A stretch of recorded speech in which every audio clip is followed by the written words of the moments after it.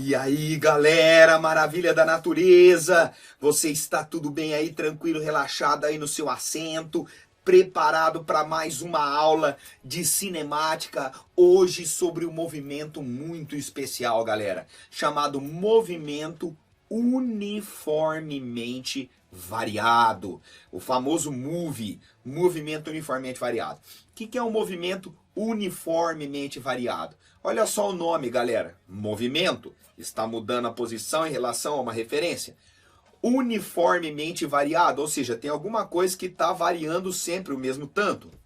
E é isso que a gente vai ver nessa aula, tá? Bom, lembrando um conceito que a gente já estudou, que é de aceleração escalar, tá? Corresponde à taxa da variação da velocidade em função do tempo. Num movimento que é dito uniformemente variado, galera, essa aceleração escalar tem um valor constante e diferente de zero. É justamente isso daqui, ó, a variação da velocidade que varia uniformemente. O que eu quero dizer? Que o tanto que a velocidade varia é sempre o mesmo em o mesmo intervalo de tempo. Então a gente viu algumas unidades, né, da aceleração, metros por segundo ao quadrado, que é no sistema internacional, tem outras unidades aqui, beleza, mas essa é a que a gente vai focar, tá? Na velocidade, na aceleração em metros por segundo ao quadrado. Então, um movimento que é dito uniformemente variado é aquele que apresenta uma aceleração escalar constante. O valor da aceleração, seja positivo, seja negativo, tem um valor constante. E isso tem algumas implicações, tá? Muito bem. Então, se tem aceleração escalar, vai mudar a velocidade. Como que se comporta a velocidade em função do tempo? Eu vou fazer uma demonstração rápida aqui, que de fato você não precisa saber a demonstração, mas a gente vai chegar na equação, na função que é importante. Então, partindo que a aceleração é ΔV por ΔT, quem que é o ΔV? ΔV é a velocidade final menos a inicial. E o ΔT é o instante final menos o instante inicial. Final é assim, depois de um certo tempo, né? Então essa é a jogada. Considerando o instante inicial nulo, normalmente a gente começa a analisar um movimento com o tempo zero, né? A gente teria isso daqui, né? O V final eu chamei de V, o V inicial V0 e o T final eu chamei de T. E o tempo inicial nulo. Multiplicando isso em cruz, a gente vai chegar nessa equaçãozinha, V menos V0 igual a T, e agora eu vou pegar o V0 e passar para o lado de cá. Ou seja, nós chegamos na famosa equação do Voigt. A velocidade depois de um certo instante é a velocidade inicial mais a aceleração vezes o valor desse instante que você quer. A gente costuma chamar essa velocidade de velocidade instantânea. É a velocidade naquele instante que você quer. Dá para perceber facilmente que essa é uma função do primeiro grau, onde o V0 é uma das constantes, certo? Então você tem a velocidade inicial que vale nananã, e a aceleração, por definição, é constante. Então essa é uma função do primeiro grau. Nós vamos ver no gráfico lá mais para frente, mas se essa aceleração tiver um sinal positivo, o gráfico vai ser de uma reta crescente. Se a aceleração for negativa, o gráfico vai ser de uma reta decrescente. Então essa é a função que relaciona a velocidade em cada instante com o tempo. A velocidade em metros por segundo, se você quiser anotar no seu caderno aí, beleza. A velocidade inicial em metros por segundo, a aceleração metros por segundo ao quadrado e o tempo em segundo, tudo no sistema internacional de unidades. Belezeira? Então, ó, a aceleração escalar é constante e a velocidade varia linearmente, ou seja, uniformemente. Ou seja, aumenta ou diminui um mesmo valor para o mesmo intervalo de tempo. Essa é a essência do movimento uniformemente variado. Belezeira? Muito bem.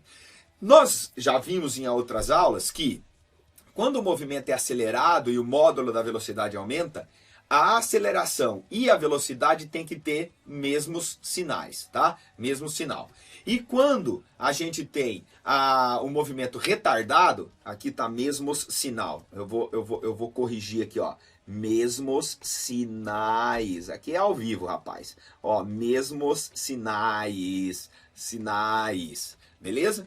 Então, quando o movimento é acelerado, a velocidade... Nossa, eu pus acento aqui, você tá louco? Ai, que maravilha. Aqui, né? Então, ó, mesmos sinais. Com a velocidade e a aceleração de mesmos sinais, galera, a gente tem um movimento que é acelerado. E quando os sinais são opostos, a gente tem um movimento retardado, tá? É muito importante você entender e lembrar que para classificar um movimento acelerado ou retardado, você tem que olhar o sinal das duas variáveis, da velocidade e da aceleração. Se eles forem iguais, acelerado. Se forem diferentes, retardado. Esse é o caso mais comum, tá? Velocidade positiva e aceleração positiva.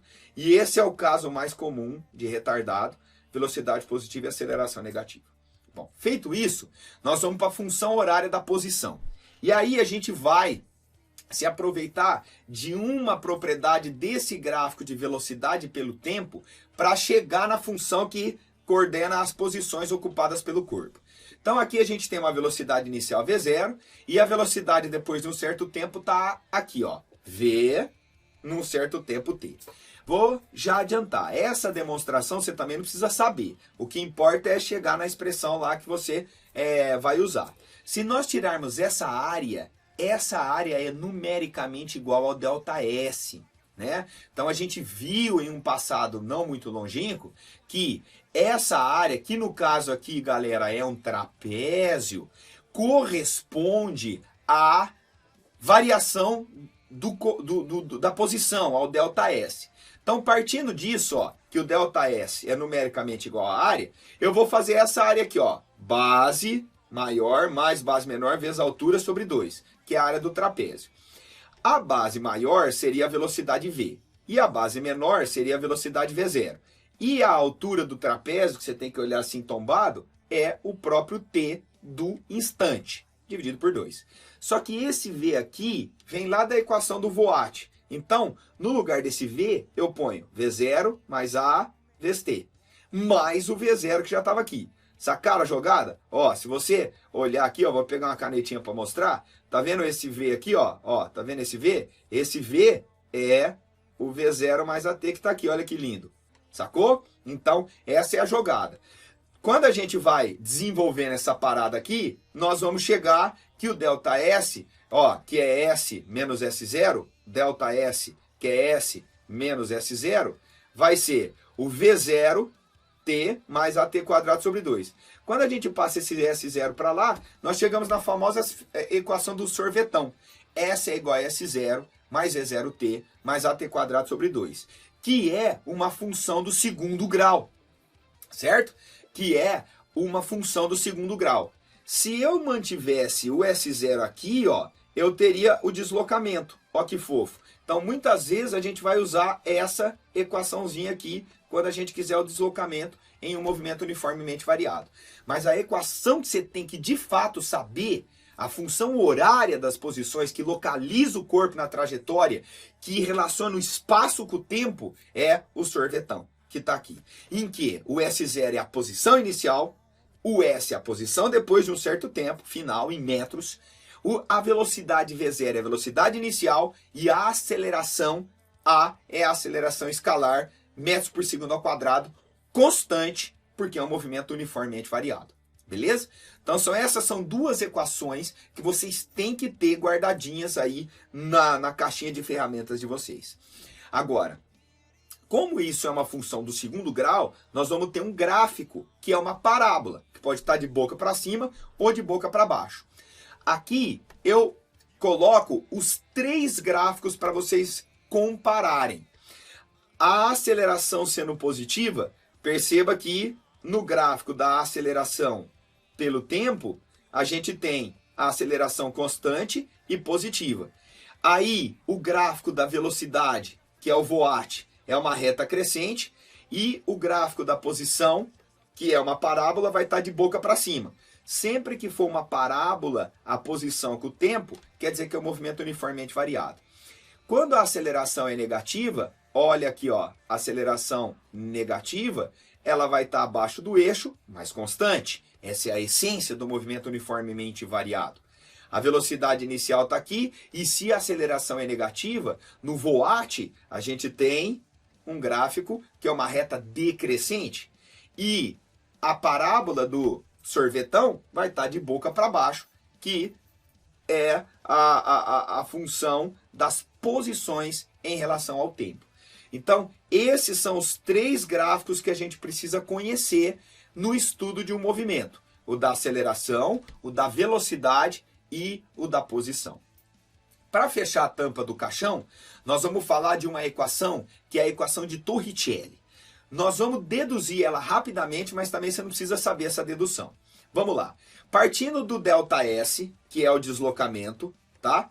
V0t mais at quadrado sobre 2, e da função horária das velocidades, eu vou isolar o tempo em uma delas, tá? Para deduzir a equação de Torricelli, galera, eu vou isolar o tempo nessa equação da velocidade. Então eu faria assim, ó, V menos V0, ó, passei para cá, ó, V menos V0 é igual a A vezes T, então o tempo é V menos V0 sobre A. E a grande jogada é pegar esse tempo e colocar aqui nessa equação, substituir aqui no lugar do T. Então, substituindo, ficaria assim, olha que loucura. No lugar do T aqui, eu pus V menos V0 sobre A.